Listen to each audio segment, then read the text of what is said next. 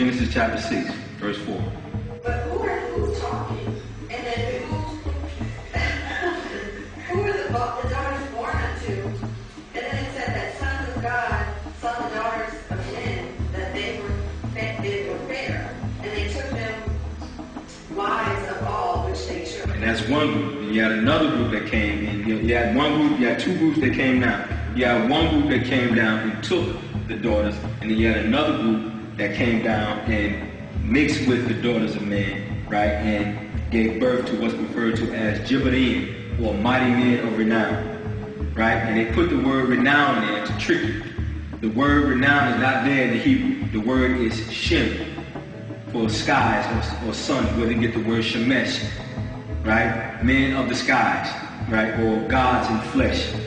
And it was two groups, and it's talking about a time period where the people or the mortals on the planet had fell to a point to where they needed a boost. You follow? It's talking about another period when the gods came down to mingle with mortals.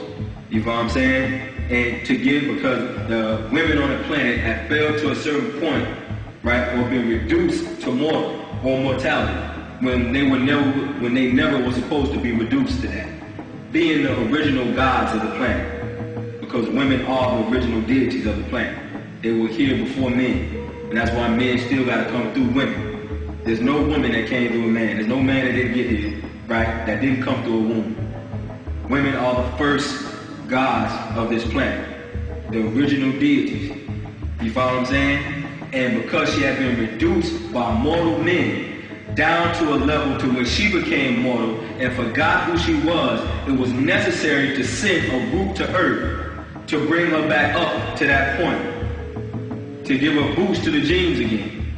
You follow what I'm saying? So that story was taken, just like all the rest of those stories, from the Sumerian tablets and the ancient Temurian tablets that talked about the same situation as in the Egyptian text about Re and the Set and the Sajet and the women that needed to be brought back up to Godhood again.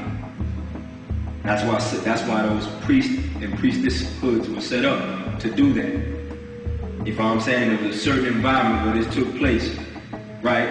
And they will be put under certain conditions that will allow these godly children to be born again. And you get that in the New Testament when they were trying to tell the story of a Set and Horus again with Mary and Jesus. When Mary was taken to a convent and put in a certain environment to prepare her to be able to birth one of those children. You follow? And in that story, it wasn't Joseph that gave birth, that seeded the life for Yeshua, right? It was Jibrail. And that's why they say, if you go to the book of Luke, it says that the angel Gabriel came in unto her. Anywhere else in the Bible, when you see the word, when it says somebody came in unto somebody, it was sexual. But they try to disregard that in the New Testament when it says the angel of the Lord came in unto Mary and then she was pregnant. You follow what I'm saying? So she had to copulate, right, with an angelic being to produce that child. Not a man. Not men. We originally were not men. We are not men. The word man comes from the Sanskrit word Manu for moon.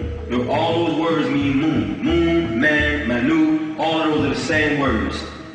You follow? We're not moon beings. We are solar deities. Rays, Ra. And we have been reduced to men. So it's going to take gods to raise her back up to the level to be who she's supposed to be. Not men.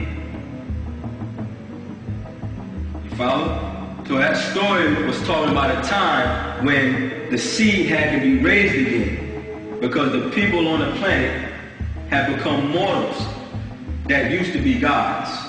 You follow? And the men had to be raised up back to gods through what's referred to in biblical times as the order of Zadok, the Zodakim priesthood. You follow? This priesthood in Jesus' time was referred to as the Essene order, or the ancient order of Melchizedek. It was a mystical brotherhood, right, where the select initiates would go, right, and be taught the necessary information that would give them back his godlike qualities. These were rituals and practices, and the order itself came out of the mystery schools of ancient Egypt. Freemasons, European Freemasons that is, took this concept and gave you the 3 degrees of Freemasonry. The Enter the Prince, Fellow Craft, and Master Mason. The Master Mason. You follow? At that point, you are what's referred to as resurrected. Anybody ever went through the lodge know what I'm talking about. You follow? And you are born again. And in order for Jesus to become who he was supposed to be, he had to be baptized by someone. Christians will tell you, well, that's baptizing. Baptism is for remission of sins. Well, they say Jesus was sinless, right? What was he being baptized for? They don't realize that was a ritual of a priesthood that he was a part of. And after he was baptized, it says that the Spirit of the Lord descended on him like a dove. Not before. So he wasn't a God before that point. He had to be initiated, right? And a ritual had to take place. And then he became God in the flesh. So the elders set up certain schools.